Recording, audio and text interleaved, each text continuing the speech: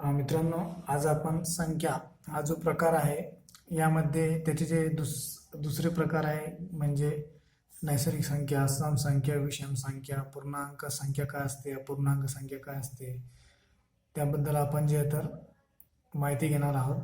तर सर्वप्रथम आपण बघू नैसर्गिक संख्या. 1, 2, 3 त्यानंतर क्रमाने असं जात जात हजार, 10,000, लाख, 10,00,000, करोड. त्याच्यानंतर शेवटी एक अंक असं येतो जे आपल्याला माहीत नसतो, त्याला आपण म्हणतो अनंत. तर हा जो चिन्ह आहे याला इन्फिनिटी किंवा नॉट डिफाईन असे म्हणतात. तर या सर्व संख्यांना नैसर्गिक संख्या अथवा मोज संख्या असे म्हणतात. आता मोज संख्या कावर, कारण आपल्या दैनंदिन जीवनामध्ये कुठलीही संख्या किंवा वस्तू मोजण्यासाठी आपण त्याचा उपयोग करतो, म्हणून त्याचा आपण मोज संख्या असे म्हणतो. आणि एक ही जी आहे ती सर्वात लहान नैसर्गिक संख्या आहे आणि सर्वात मोठी नैसर्गिक संख्या आपण सांगू शकत नाही कारण ती आपल्याला माहीत नाही. आता नैसर्गिक संख्या ही जी आहे तर ती क्रमाने येत असते. त्यानंतर सम संख्या, ज्या संख्येच्या एकक स्थानी 0, 2, 4, 6, 8 यापैकी अंक असतो व त्या संख्येला 2 ने पूर्ण भाग जातो व बाकी 0 राहते. आता बघा, 3246 ही एक संख्या आहे. याच्या एकक स्थानी 6 अंक आहे, 4 हा दशक स्थानी आहे, 2 हा शतक स्थानी आहे, 3 हा हजार स्थानी आहे. एकक, दशक, शतक, हजार, 10,000, लाख, 10,00,000, करोड, 10 करोड याप्रमाणे नंबर ही संख्या येत असते. आता मी काय बोललो, त्या संख्येच्या एकक स्थानी 0, 2, 4, 6, 8 यापैकी एक अंक असायला पाहिजे. इथं बघा, एकक स्थानी 0, 2, 4, 6, 8 पैकी एक अंक आहे 6. व दुसरी कंडिशन काय आहे, त्या संख्येला 2 ने पूर्ण भाग जायला पाहिजे. म्हणजेच बे एक बे उरला 1, बे सकी 12, बे दुने 4, बे त्रिक 6, बाकी किती 0, शिल्लक काहीच उरलं नाही. तर जर पूर्ण भाग जात असेल तर ती संख्या कुठली संख्या आहे, सम संख्या आहे. त्यानंतर आपण बघू विषम संख्या. ज्या संख्येच्या एकक स्थानी 1, 3, 5, 7, 9 हे अंक असतात व त्या संख्येस 2 ने पूर्ण भाग जात नाही. म्हणजेच काय, आपल्याला अशी संख्या पाहिजे ज्यांच्या एकक स्थानी 1, 3, 5, 7, 9 हे अंक यायला पाहिजे. इथं बघा, एकक स्थानी 7 आहे, इथे 5 आहे, इथे 1 आहे. व दुसरी कंडिशन काय, त्या संख्येला 2 ने पूर्ण भाग जात नाही. आता आपण 31 ला भागून पाहू. बे एक बे उरला 1, बे पंचे 10, किती बाकी 1, पूर्ण भाग जातो नाही जात. त्यामुळे ही कुठली संख्या आहे, ही विषम संख्या, अर्थात ती सम संख्या नाही. ठीक आहे. आता आपण बघू एकूण नैसर्गिक संख्या कशा शोधायच्या. ठीक आहे. आता उदाहरण काय ते 11 ते 100 पर्यंत एकूण किती नैसर्गिक संख्या आहे. तर यासाठी एक आपण सूत्र लिहू. एकूण नैसर्गिक संख्या बरोबर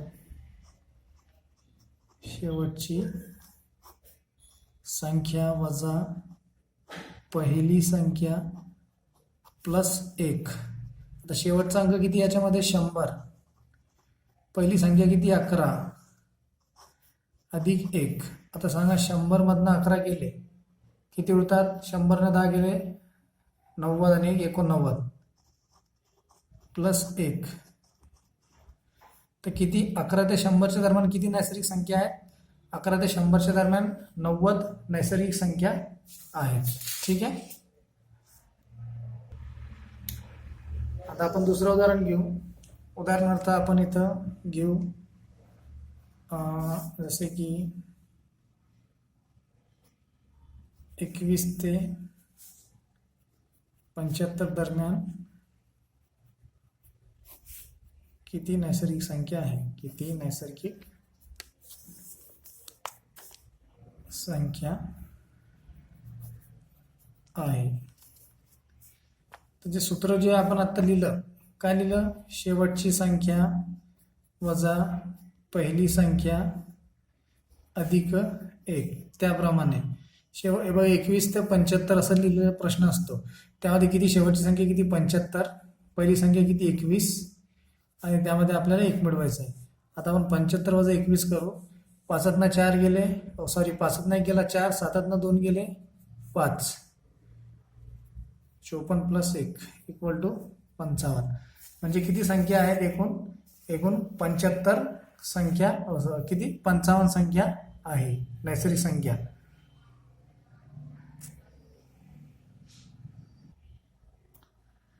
आता आपण इथे नवीन प्रकार बघणार आहोत. 11 ते 100 पर्यंतच्या एकूण नैसर्गिक संख्येची बेरीज किती. आपण मागच्या प्रश्नामध्ये बघितलं 11 ते 100 पर्यंतच्या एकूण नैसर्गिक संख्या किती. आता याच्यामध्ये काय बघत आहोत आपण, 11 ते 100 पर्यंतच्या एकूण नैसर्गिक संख्येची बेरीज किती. तर याच्यासाठी एक ट्रिक म्हणजे सूत्र आहे. सर्वप्रथम आपण काय करू, इथं लिहून घेऊ एकूण नैसर्गिक संख्याची बेरीज बरोबर पहिली संख्या प्लस शेवटची संख्या भागिला 2 गुणिले एकूण नैसर्गिक संख्या. आता बघा पहिली संख्या काय याच्यामध्ये 11 प्लस शेवटची संख्या किती 100 भागिला 2 गुणिले एकूण नैसर्गिक संख्या. आता मी मागं शिकवलं नैसर्गिक संख्या कशी काढायची, तर आपण इथं मी साईडला कच्चं काम करून बघतो. पहिली संख्या सूत्र काय, शेवटची संख्या वजा पहिली संख्या. तर शेवटची संख्या 100 वजा पहिली प्लस 1. इथं 89 प्लस 1 इक्वल टू 90. तो म्हणजे किती नैसर्गिक संख्या एकूण 90 नैसर्गिक संख्या आहे बरोबर. ठीक आहे. आता 11 आणि 100 किती होणार, 111 भागिला 2 गुणिले 90. तर बे एक बे, बे चौक 8, बे पंचे 10, 111 गुणिले 45. आता आपल्याला 111 गुणिले 45 करावं लागेल. 5 एक 5, 5 एक 5, 5 एक 5, 4 एक 4, 4 एक 4, 4 एक 4, 5 9 9 4, 4995 ही 11 ते 100 पर्यंतच्या एकूण नैसर्गिक संख्येची बेरीज येईल. ठीक आहे.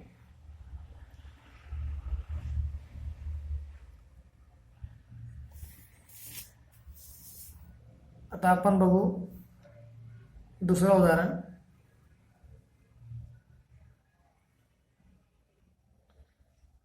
एक प्रश्न आहे 23 ते 75 पर्यंतच्या एकूण नैसर्गिक संख्येची बेरीज किती. तर आपल्याकडे सूत्र आहे पहिली संख्या प्लस शेवटची संख्या भागिला 2 गुणिले एकूण नैसर्गिक संख्या. तर आपल्याकडे पहिली संख्या 23 आहे, दुसरी 75 आहे भागिला 2. आता एकूण नैसर्गिक संख्या आपल्याला माहिती आहे का नाही आहे, तर आपल्याला काढावं लागेल शेवटची संख्या वजा पहिली संख्या प्लस 1. आता 75 वजा 23, 5 3 गेले 2, 7 2 52, 52 प्लस 1 इक्वल टू 53. तिथं 53 एकूण नैसर्गिक संख्या. 23 आणि 75ची बेरीज करू.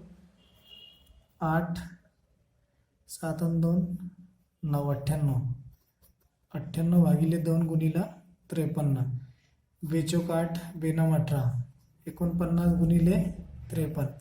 आता इथे 49 गुणिले 53 करू. 3 9 27, 3 चौक 12 2 14, 5 9 45, 4 5 चौक 20 आणि 4 24.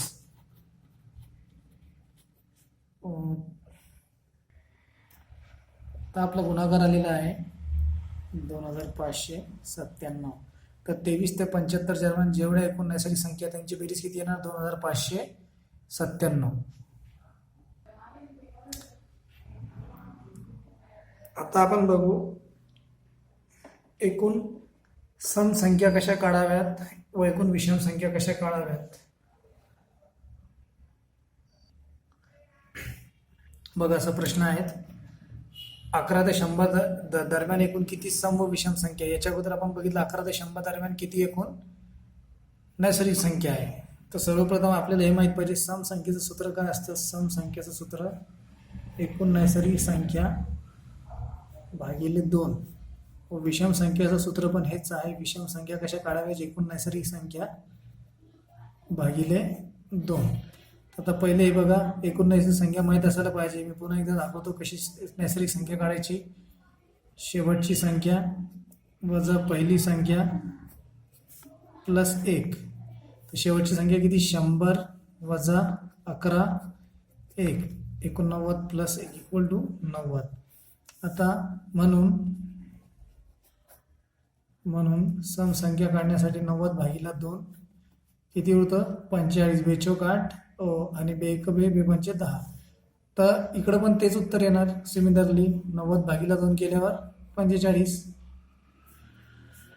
तर एकूण सम संख्या किती आहे 45 आणि विषम संख्या किती आहे 45. ठीक आहे. आता आपण प्रश्न थोडा बदलू, म्हणजे संख्या जी आहे तर आपण थोड्या वेगळ्या प्रकारे घेऊ. ठीक आहे. बघा आता आपल्याकडे प्रश्न आहे 129 ते 375 दरम्यान किती सम व विषम संख्या आहे. तर आपल्याला सर्वप्रथम सम व विषम संख्या काढण्यासाठी यांच्या दरम्यान एकूण नैसर्गिक संख्या किती ते माहीत असणे आवश्यक आहे. तर आपण इथे लिहू अगोदर एकूण नैसर्गिक संख्या इक्वल टू शेवटची संख्या वजा पहिली संख्या प्लस 1, म्हणून शेवटची 375 आहे वजा 129 प्लस 1. इथं आपण लिहू 375 वजा 129. 15 9 गेले 6, इकडे 6 उरले, 7 2 गेले 4, 3 1 गेला 2. तर आपल्याकडे किती उत्तर आलेलं आहे 175 वजा 129 246. तर आपण इथं लिहू 246 प्लस 1 247. आता आपण इथं बघू सम भागिले 247 भागिले 2 आणि इकडं विषम 247 भागिले 2. कारण सूत्र एकच आहे, सम आणि विषम संख्या कशा काढायच्या एकूण नैसर्गिक संख्या भागिले 2 करायचं, त्यावर नंतर ते उत्तर येऊन जातं. तर बघा आता बे एक बे 2 4, इथं 6 ते बेत्रिक 6, बाकी किती 1, इथं पण तेच येणार बाकी 1. आता उत्तर काय भेटलं 123, इथं पण भेटलं 123 बेदुने. जर तुम्ही 247 भागीला 2 केलं तर काय भेटतं 123 आणि बाकी 1 उरते. आता ही जी बाकी 1 आहे तर ती या सम संख्येत मिळवायची का विषम संख्येत मिळवायची हे कशावरून ठरवायचं असतं. तर जो प्रश्न दिलेला आहे त्याच्याकडे बघावा. आता हा प्रश्न दिलेला आहे 129 ते 375. आता 129 आणि 375 कोणत्या संख्येत ते बघावं, सम आहे का विषम आहे. तर या दोन्ही संख्या काय आहेत विषम आहेत. तर अशा वेळेस जो शिल्लक 1 उरतो बाकी 1 उरतो तो विषम संख्येत मिळवावा. जरी संख्या सम असती तर आपण तो सम मध्ये मिळवला असता, म्हणून इथं विषम 1 त्याच्यामुळे येईन 124 आणि विषम सम किती राहणार 123. तर आपल्याकडे सम संख्या आहे 123 आणि विषम संख्या 124. पुन्हा एकदा सांगतो, जर ही संख्या सम असती तर हा शिल्लक आपण सम मध्ये मिळवला असता, परंतु ही संख्या विषम असल्यामुळे हा शिल्लक 1 आपण विषम संख्येमध्ये मिळवला. ठीक आहे. अजून एक उदाहरण घेऊ. उदाहरण असं आहे 23 ते 75 घेऊ आपण. 23 ते 75 दरम्यान एकूण किती सम आणि विषम संख्या. ओके. सर्व पहिले काय करू आपण एकूण नैसर्गिक संख्या काढू. एकूण नैसर्गिक संख्या आता मी डायरेक्ट लिहितो शेवटची संख्या वजा पहिली संख्या प्लस 1.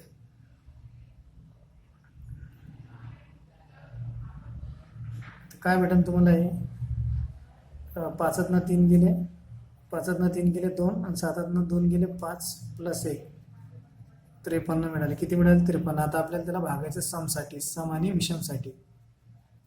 53 भागिले 2 विषमसाठी 53 भागिले 2.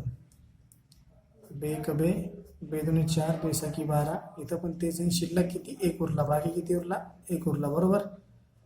बेसकी 12 म्हणजे 13 12 गेले 1 उरला. आता हा 1 कशामध्ये मिळवायचा पुन्हा प्रश्नाकडे जायचा. प्रश्न काय आहे 23 ते 75 दोन्ही संख्या कशा विषम आहे, म्हणून हा एक शिल्लक अंक या विषम संख्येत मिळवणार. तर विषम किती 26 प्लस 1 इक्वल टू 27 आणि इथे किती आहे सम 26 आहे. ओके.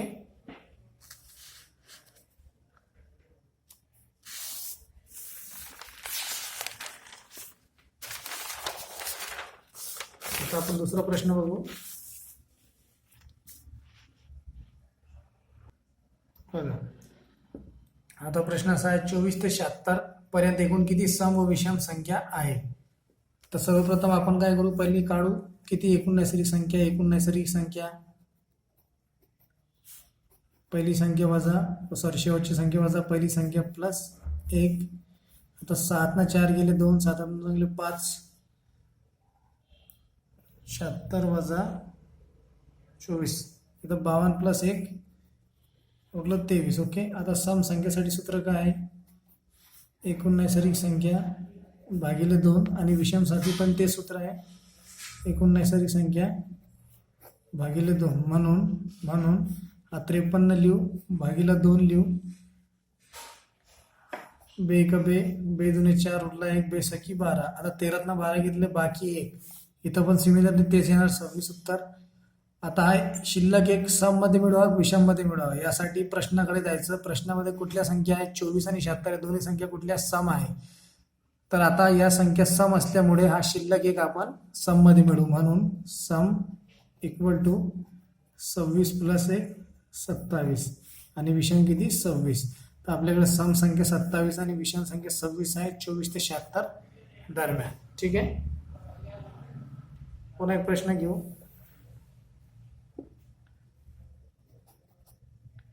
76 ते 144 दरम्यान एकूण किती सम व विषम संख्या आहे. सम साठी काय म्हणजे एकूण नैसर्गिक संख्या भागिले 2 व विषम साठी पण काय पाहिजे, एकूण नैसर्गिक संख्या भागिले 2. पहिले आपल्याला एकूण नैसर्गिक संख्या किती ते बघावं लागेल. त्यासाठी शेवटची संख्या वजा पहिली संख्या प्लस 1. आता 144 मधनं 76 गेले, 144 मधनं 76 गेले, त्यांना याला 1 दिलं, 14 6 गेले 8, 13 7 गेले 6, 13 7 गेले 6, 68, 68 प्लस 1 69, 68 प्लस 1 69. आता आपण याला भागाकार देऊ, 69 भागिले 2. बघा समचं आणि विषमचं हे सूत्र आहे 2, इकडं पण 69 भागिले 2 देऊ. बेत्रिक 6, बेकबे बेत्रिक 6, बेचोक 8, उरला 1. ठीक आहे. इथं पण तेच बेत्रिक 6, बेचोक 8, बाकी 1, इथं पण बाकी 1. आता हा बाकी जो आहे तो कोणत्या 34 मध्ये मिळवावा, ह्या 34 मध्ये का या 34 मध्ये. तर याच्यासाठी प्रश्नाकडे जावा, प्रश्नामध्ये संख्या बघाव्या. 76 ते 144 दोन्ही संख्या सम आहे, त्यामुळे आपण हा शिल्लक 1 या 34 मध्ये मिळवू. या प्रकारे एकूण सम संख्या 35 व एकूण विषम संख्या 34. ठीक आहे.